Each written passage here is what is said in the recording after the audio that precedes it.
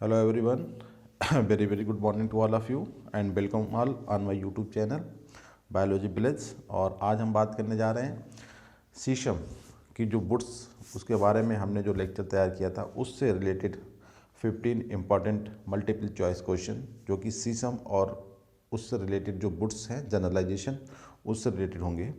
तो गाइस हम स्टार्ट करते हैं। शीशम के बारे में पूरा कंसंट्रेशन रहेगा जो कि हमारा यूपीपीजीटी का सिलेबस में है।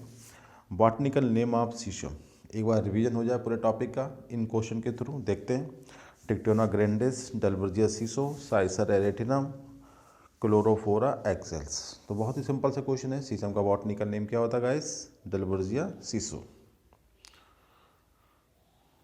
सेकंड क्वेश्चन में देखते हैं। शीशम वुड कॉमनली कॉल्ड एज, शीशम की लकड़ी को हम सामान्यतया क्या कहते हैं? Indian rosewood, north Indian rosewood, Indian oak and snack would.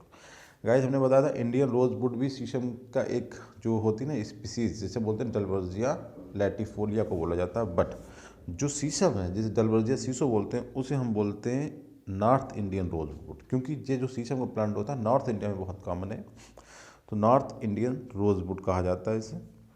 Correct answer guys B.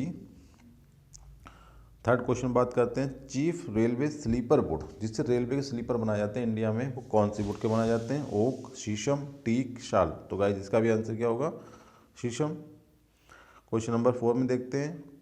The family of north Indian rosewood, simple सी बात है डलवर्जिया सीसो की फैमिली कौन सी है गाइस? तो हमने बताया था चिकपी की जो फैमिली होती है, जो चना दालें जिसमें आती हैं, जिसमें फलीदार पौधे आते हैं, उन वही फैमिली है फैबेसी। ठीक है गाइस। नेक्स्ट पॉइंट है, इसे पैपिलियोनेसी भी बोला जाता है, ध्यान रखना है। Sheesham wood is not suitable to used in manufacturing, मतलब कौन सा आइटम जो ऑप्शन में दिया गया है इन्हें बनाने के लिए शीशम की लकड़ी सुटेबल नहीं मानी जाती है, not suitable.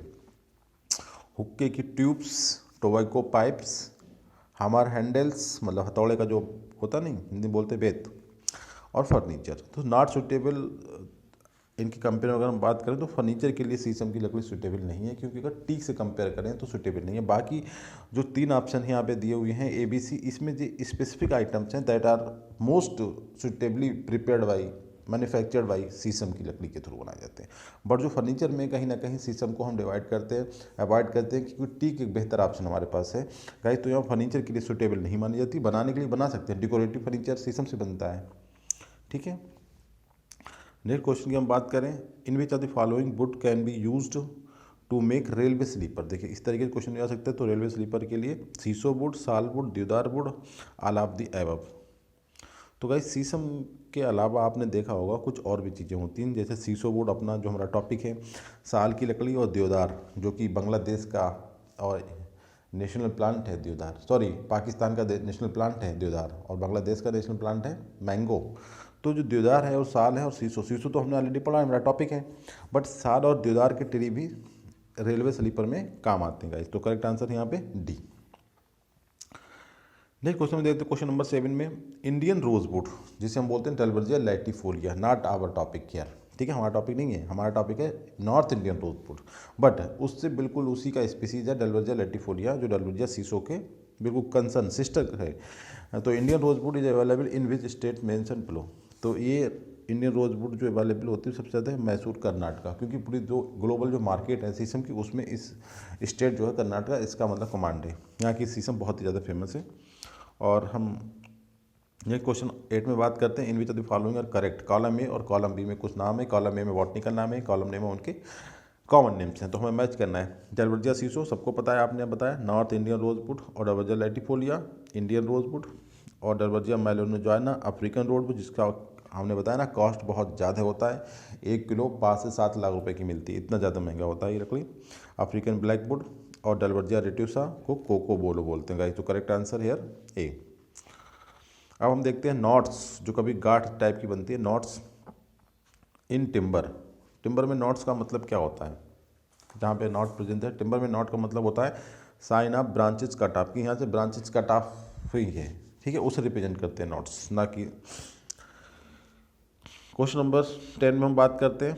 Which are the following timber having maximum resistance against white ants is obtained from. मतलब वो लकड़ी किससे मिलती है जिसमें वाइट आंट जो होती है सफ़ेद चींटी के लिए सबसे ज़्यादा प्रतिरोधक क्षमता पाई जाती है। तो guys sheesham, eucalyptus, teak, all of the above. तो इसका करेक्ट आंसर है आपका शीशम की लकड़ी में वाइट आंट के खिलाफ के अगेंस्ट बहुत ज़्यादा प्रतिरोधक क्षमता या रेजिस्टेंस पाया जाता है। नेक्स्ट क्वेश्चन में देखते हैं, एक्सोजेनस ट्री, एक्सोजेनस ट्री कौन से होते हैं?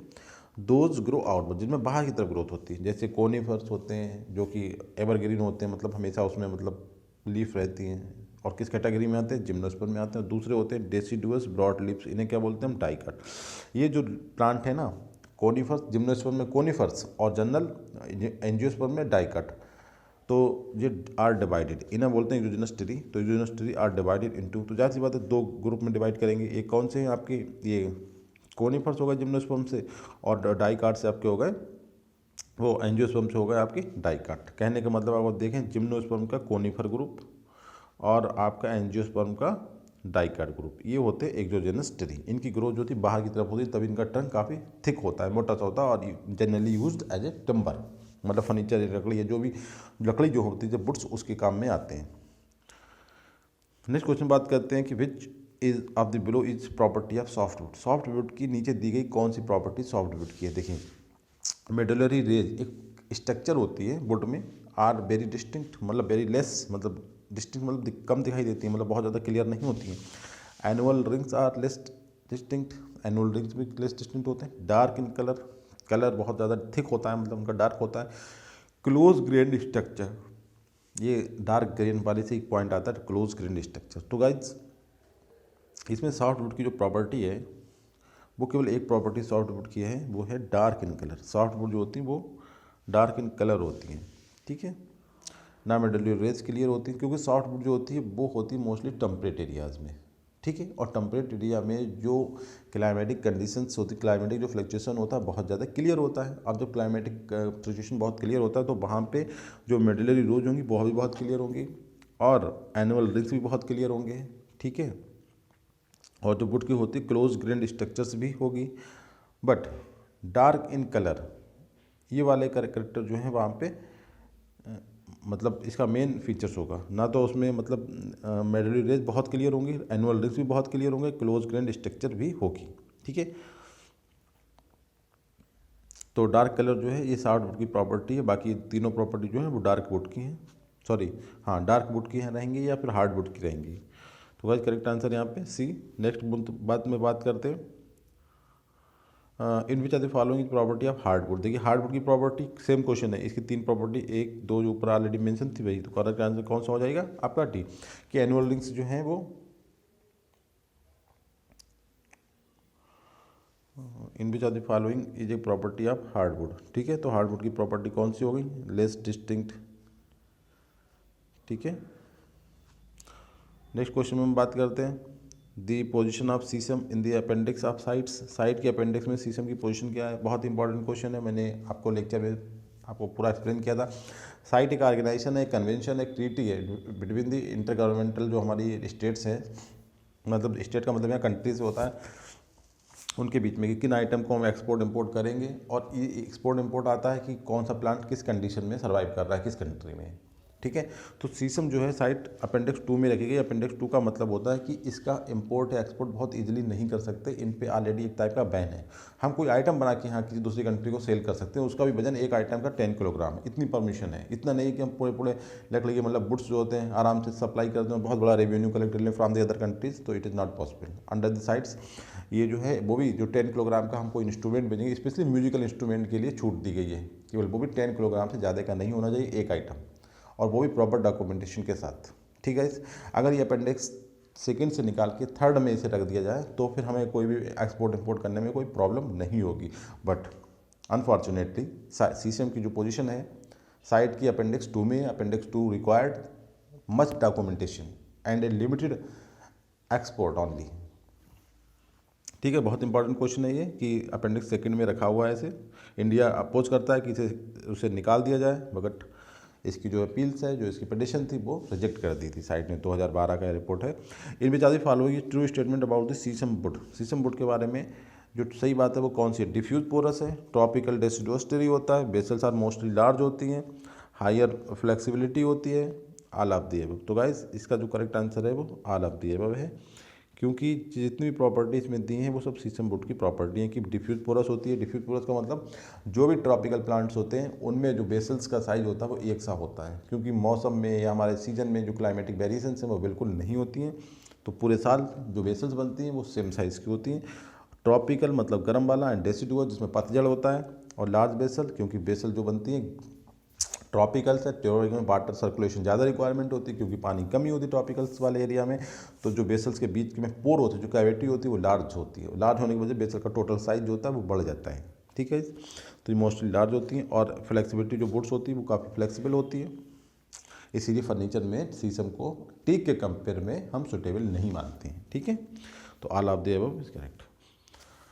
आई होप कि आप लोगों को लेक्चर अच्छा लगा होगा, और किसी भी क्वेश्चन पे कोई डाउट हो तो प्लीज़ ज़रूर बताएं। Do subscribe my channel if you really like this channel, and keep sending your valuable comments, suggestions, feedback for my YouTube channel biology please. Thank you very much guys.